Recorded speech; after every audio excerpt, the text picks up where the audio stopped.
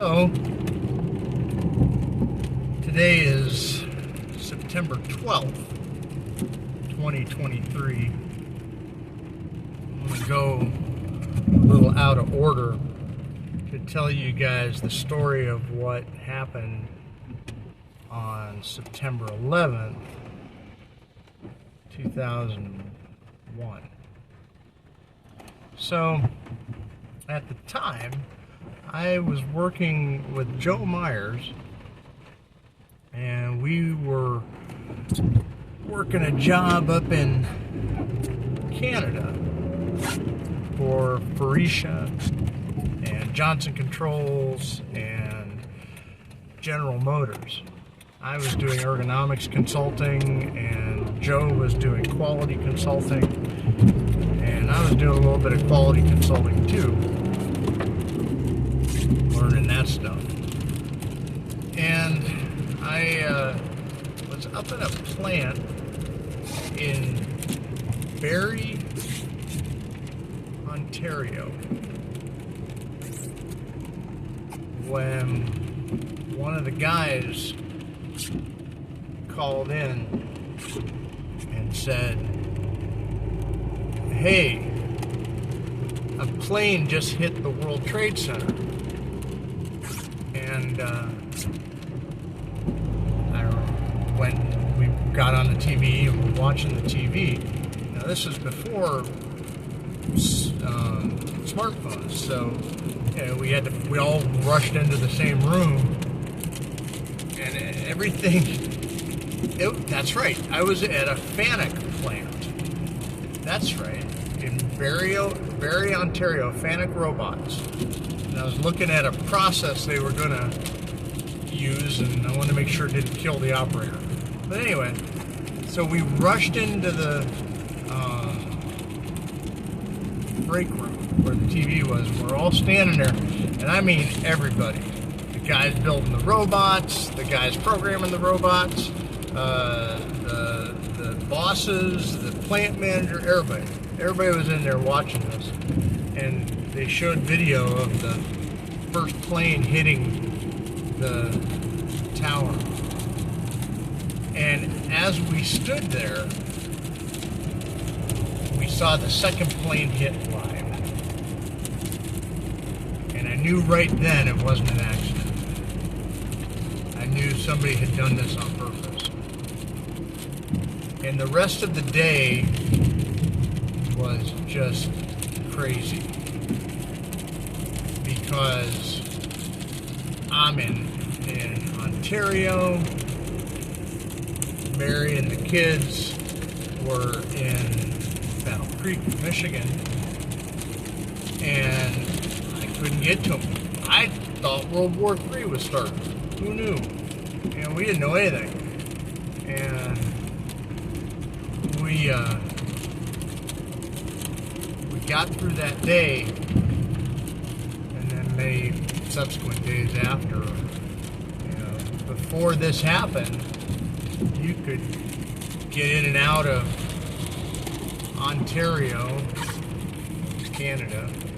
You could pass across the border from Canada to the United States and vice versa with no passport. It wasn't even a problem. And that came to an end, and I had to go get a passport, because I wouldn't have been able to get in and out of Canada. Anyway, so that's what I remember. And then in the days that followed, that's all that was on the news, and we watched them try to rescue people, but there wasn't anybody really to rescue. I don't remember anybody surviving who was there. In fact, they found very few bodies, because when those buildings came down, just everything was atomized. There was a dust cloud that rolled through New York City, that I remember seeing pictures of people who were completely covered in gray concrete dust and ash building collapsed. And they didn't fall over. They just fell straight down. Like you smashed a styrofoam cup. And it was a stunning thing. And Osama bin Laden took credit for it, and we decided we'd go after him, and it took many years to finally get him. We went and blew up the Taliban in Afghanistan, and then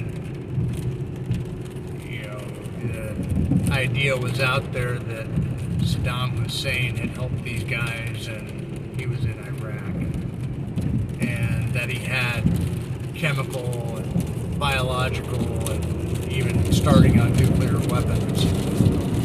And I remember very clearly when they held the hearings in Congress about doing this, and Colin Powell was the Secretary of State, and he did a presentation for Congress. They had voice recordings, they had pictures, they had everything that seemed to indicate that the Iraqis had weapons of mass destruction. Well, we invaded Iraq and none were found. Now at the time, I figured that they just moved them all to Syria. Iraq, it wasn't like we surprised them to invade, and I figured they just moved everything to Syria.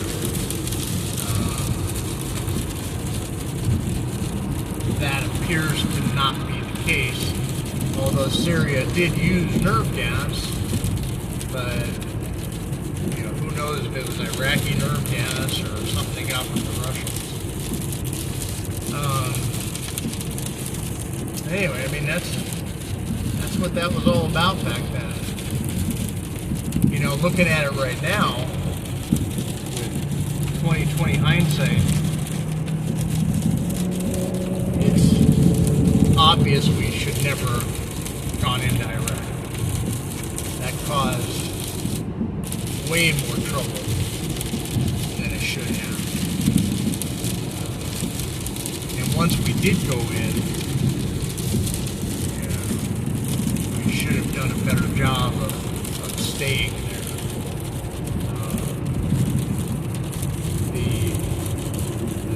The Middle East is a mess now, probably worse than when Saddam Hussein was there. I don't know why, but it definitely seems to be worse. And the folks over in the Middle East, they hate us. And there's a pretty decent reason for that from their point of view. They look at the West, specifically us, as immoral, God-hating, immoral people who can't be trusted to do anything. When you look at the fact that we murder millions and millions of unborn babies every year, and this whole mess with boys and girls not knowing what they are, you look at all that and you begin to wonder, maybe they're right. Maybe we have slid so far down into decadence that it's not worth it to be involved with us. I don't know. I really don't know, but I worry for this country. I'm 50-some years old, and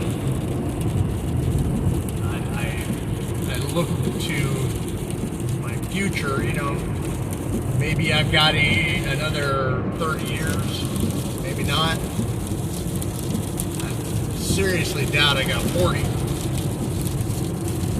And it's, what will there be in 30 years? I don't know.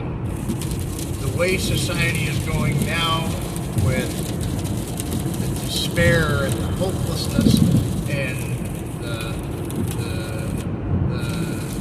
lifestyles where nobody commits to each other anymore, there's no marriage, people aren't having families, they're selfish. And this society caters to those base impulses. I don't get it. I don't understand it. I mean, I understand selfishness. I've been plenty selfish myself. But I don't understand how we lost it. I tried to raise my kids to value those things, to value marriage, to value children. I certainly didn't give them a good enough example. I mean, I haven't been the best dad there ever was. But I've been faithful to their mother.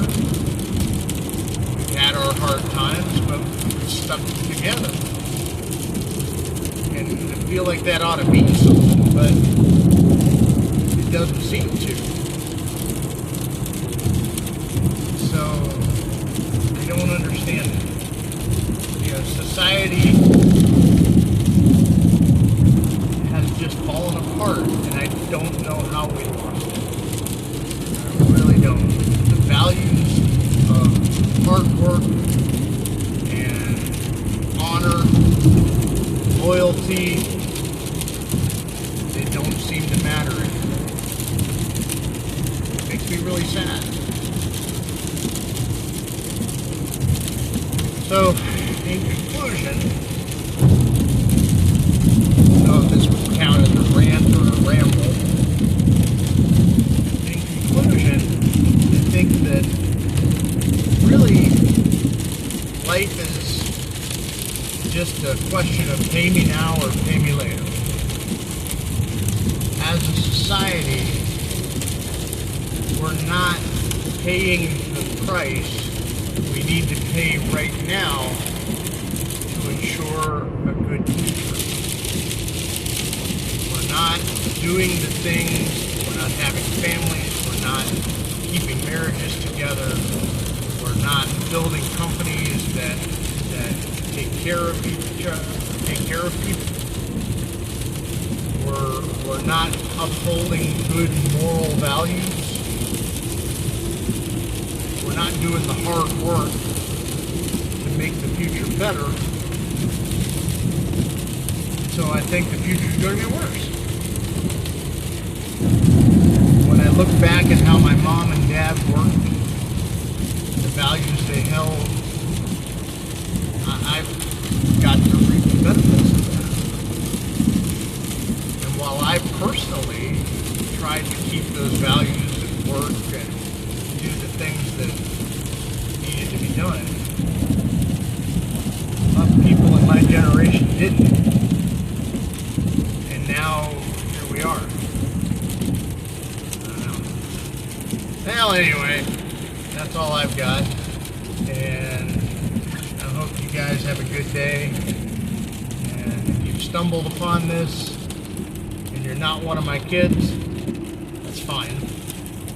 But this is just Dad's ramblings, because like I said, I'm going to be dead someday. It'd be nice for my kids to have something to look back on, to remember their dad, their grandpa. And so that's that. So, see ya. Bye-bye.